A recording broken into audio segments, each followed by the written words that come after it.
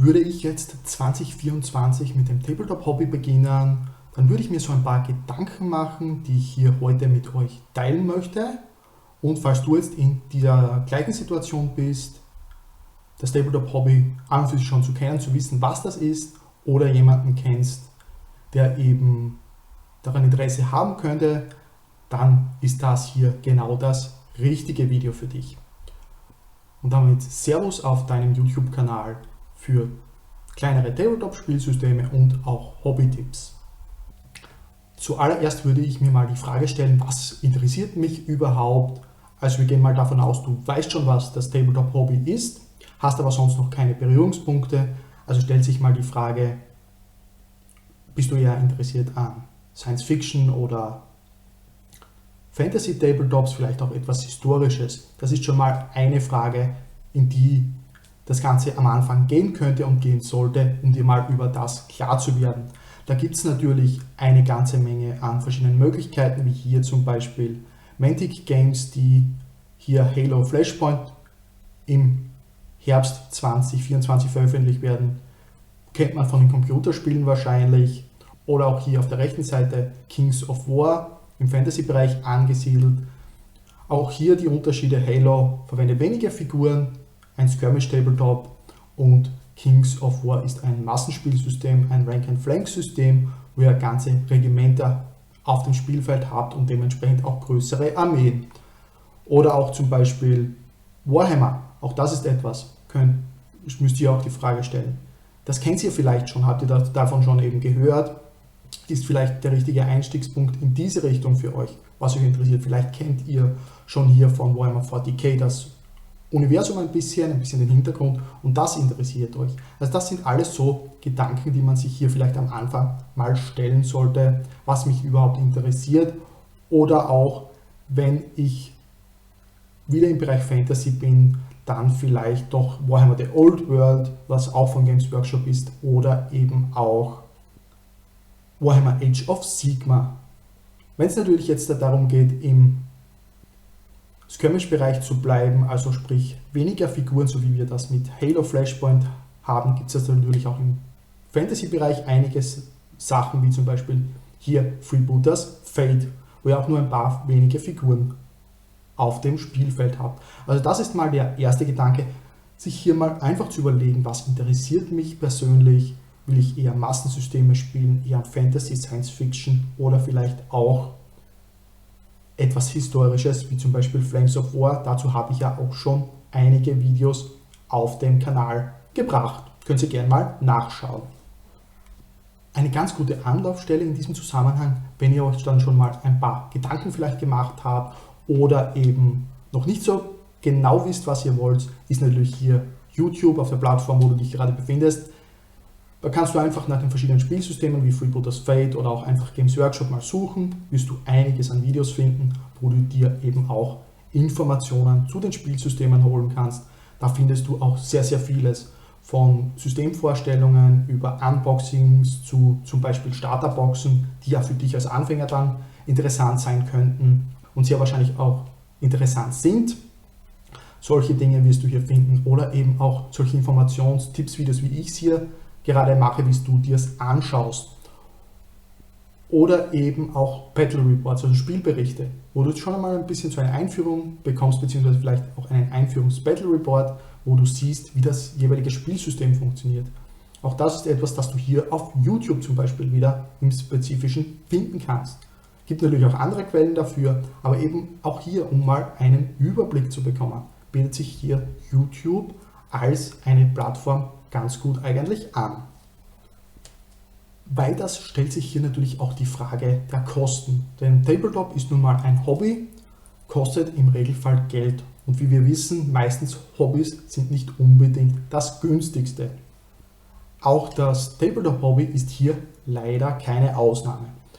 Also auch hier müsst ihr schon ein bisschen dann in Betracht ziehen. Ihr müsst Geld in die Hand nehmen, um euch zum Beispiel Figuren zu kaufen, um euch erste Regelbücher zu kaufen, beziehungsweise ein Regelbuch und Erweiterungsbücher, falls diese notwendig sind, wie zum Beispiel bei den Spielsystemen von Games Workshop mit Codex-Büchern, wo eben die Armee-Regeln für eure jeweilige Armee drinnen sind, plus dann eben die Profile der Einheiten. Das sind alles so Sachen, die ihr hier ein bisschen im Hinterkopf behalten müsst.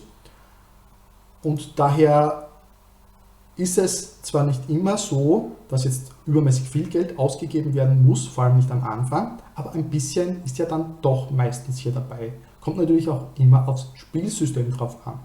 Hier auch wieder, wenn man sich Skirmish-Systeme wie Freebooters Fate hernimmt, wird es natürlich dementsprechend etwas günstiger werden, weil ihr am Anfang schon mal nur eine Handvoll von 3, vielleicht 4 Figuren habt. Wenn ihr hier mit einer Starterbox anfangt, zusammen vielleicht mit dem Regelbuch und den Spielkarten, da seid ihr zu einem sehr guten Preis am Anfang dabei.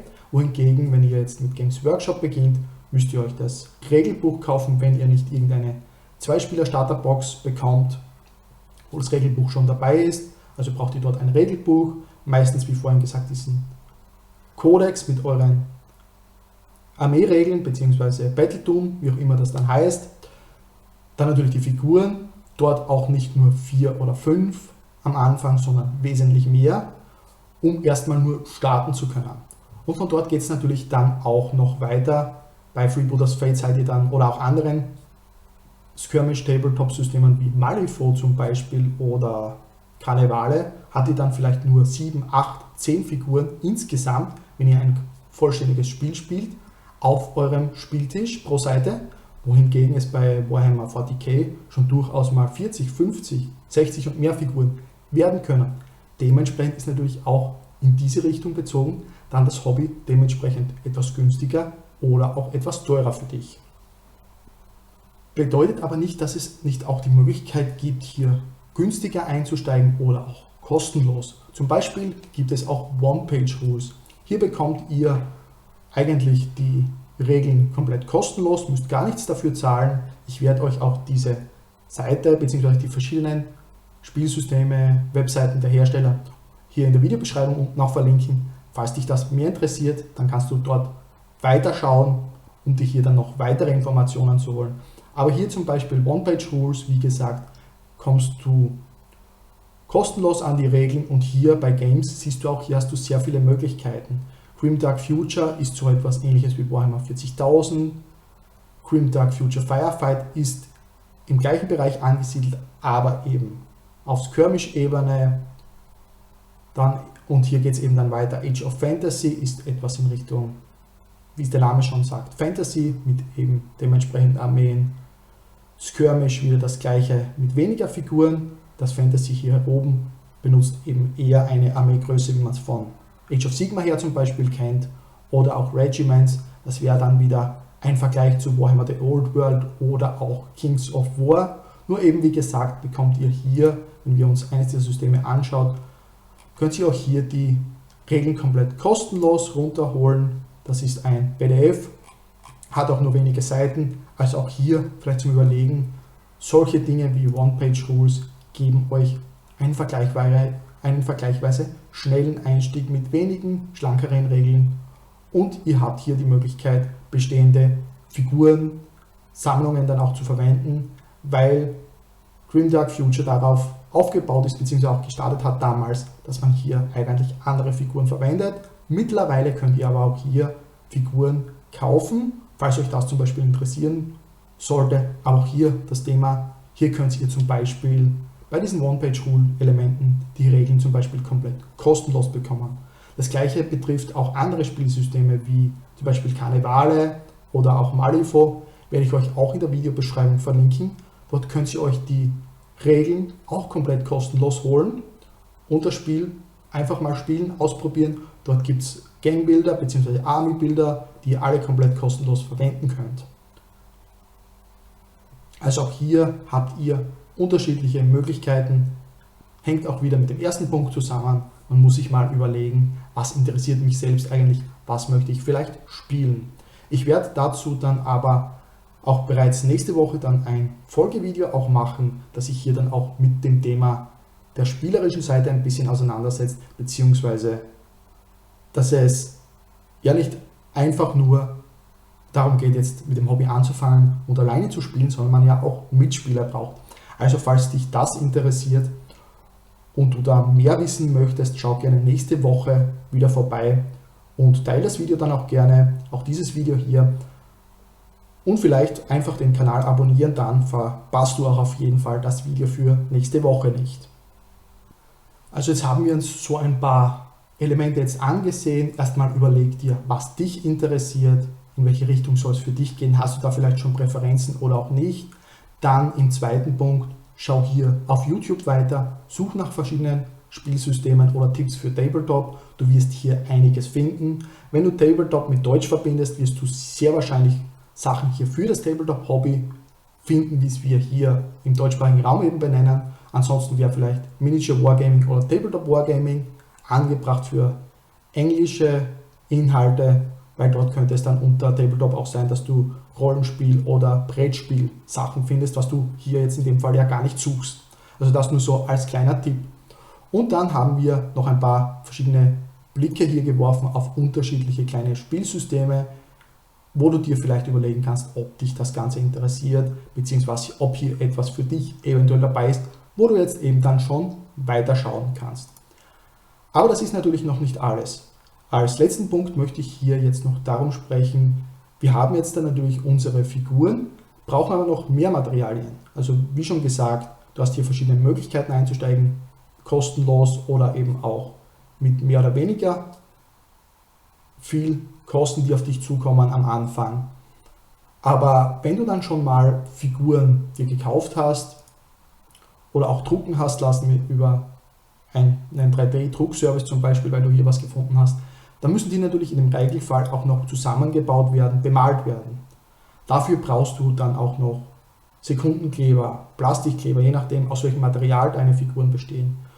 Du brauchst vielleicht Grundierspray und Pinsel und Farben, um deine Figuren nach dem Zusammenbau auch bemalen zu können.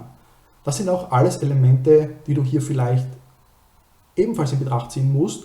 Dazu gibt es auch Unmengen von Videos, Bemaltutorials und so weiter auf YouTube. Auch hier gerne danach suchen, wirst du sicher einiges finden. Auch ich habe hier mal das eine oder andere ausprobiert auf dem Kanal, aber für die Spezialisten gibt es hier definitiv bessere Kanäle.